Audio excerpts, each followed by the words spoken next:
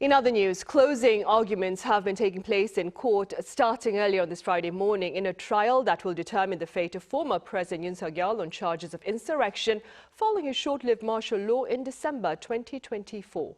Our Kim Bo-kyoung has the latest. In the same courtroom in which ex-presidents were tried in the past, former President Yoon Suk Yeol attended the final hearing of the insurrection trial. The hearing began at the Seoul Central District Court at around 9:20 a.m. on Friday, 40 minutes earlier than the original schedule, presided over by Chief Judge Ji Gwi-yeon.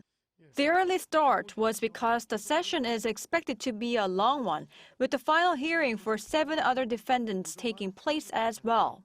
These include former Defense Minister Kim Yong-hyun, former National Police Agency Chief Cho Ji-ho, and 5 others who are accused of playing a key role in the insurrection involving the botched martial law declaration.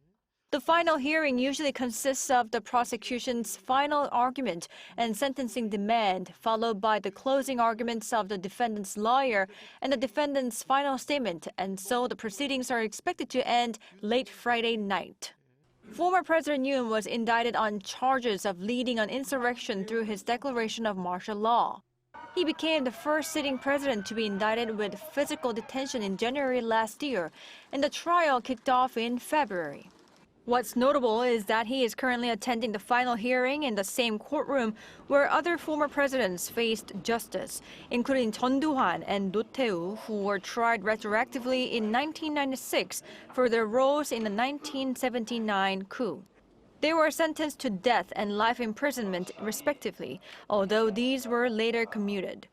Commentators are speculating on what the special counsel team will demand among the 3 options of punishment for the real leader of an insurrection: the death penalty, life imprisonment with forced labor, or solely life imprisonment. With sources reportedly saying the team is not considering imprisonment without hard labor as an option, some are speculating that the team may seek life imprisonment rather than the death penalty. Amnesty International has classified South Korea as a death penalty abolitionist in practice, as the punishment has not been carried out since December 1997. Kim Bo-kyoung, Arirang News.